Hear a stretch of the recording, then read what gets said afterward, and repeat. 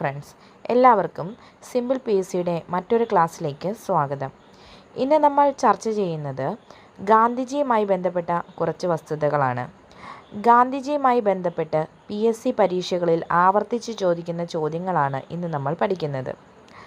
ഗാന്ധിജിയുടെ പൂർണ്ണനാമം മോഹൻദാസ് കരംചന്ദ് ഗാന്ധി. എല്ലാവർക്കും അറിയാം, ഗാന്ധിജിയുടെ പൂർണ്ണനാമമാണ് മോഹൻദാസ് കരംചന്ദ് ഗാന്ധി.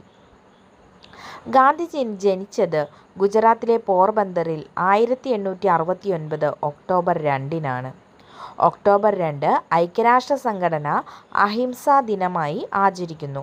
ക്വസ്റ്റ്യൻ നമ്മളോട് ഇങ്ങനെ ചോദിക്കാം: ഒക്ടോബർ 2 ഏത് ദിനമായാണ് ഐക്യരാഷ്ട്ര സംഘടന ആചരിക്കുന്നത്?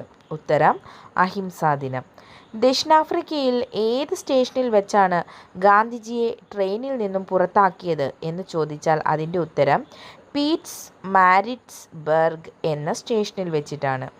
ദക്ഷിണാഫ്രിക്കയിലെ ഏത് സ്റ്റേഷനിൽ വെച്ചിട്ടാണ്? നമുക്കറിയാം അല്ലേ, ഗാന്ധിജീനെ ഒരു സ്റ്റേഷനിൽ ഇറക്കി വിട്ടു, നമ്മൾ കേട്ടിട്ടുണ്ട്. അതിൻ്റെ ഉത്തരം എന്താണ്? പീറ്റ്സ് മാരിറ്റ്സ്ബർഗ്. ഗാന്ധിജി ഇന്ത്യയിൽ തിരിച്ചെത്തിയ ദിവസമാണ് 1915 ജനുവരി 9.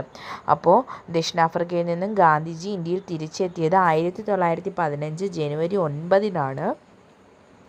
ഈ ജനുവരി 9 നമ്മൾ പ്രവാസി ദിനമായിട്ടാണ് ഇന്ത്യയിൽ ആചരിക്കുന്നത്.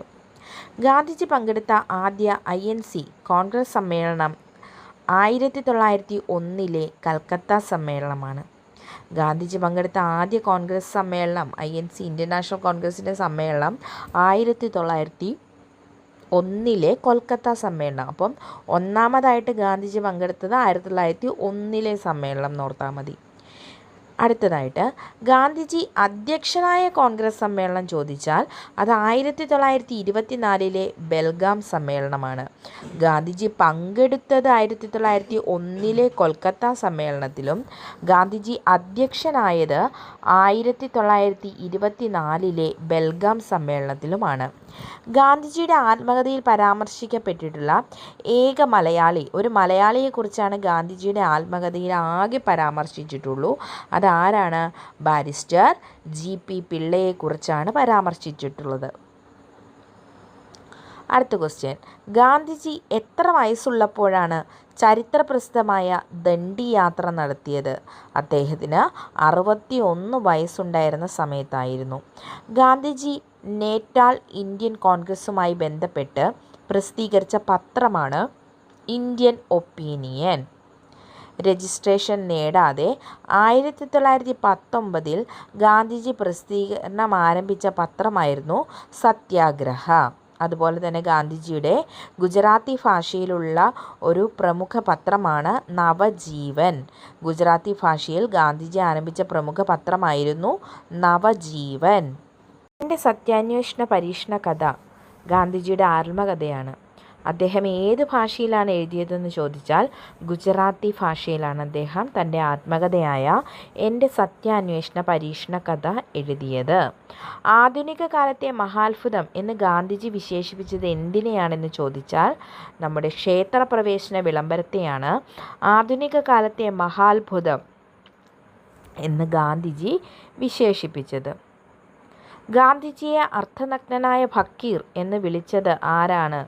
വിൻസർ ചർച്ചിലാണ് ഗാന്ധിജിയെ അർദ്ധനഗ്നനായ ഫക്കീർ എന്ന് വിശേഷിപ്പിച്ചത്. ഗാന്ധിജിയുടെ ആത്മകഥയിൽ മലയാളത്തിലേക്ക് പരിഭാഷപ്പെടുത്തിയത് ജോർജ് ഇരുമ്പയമാണ്.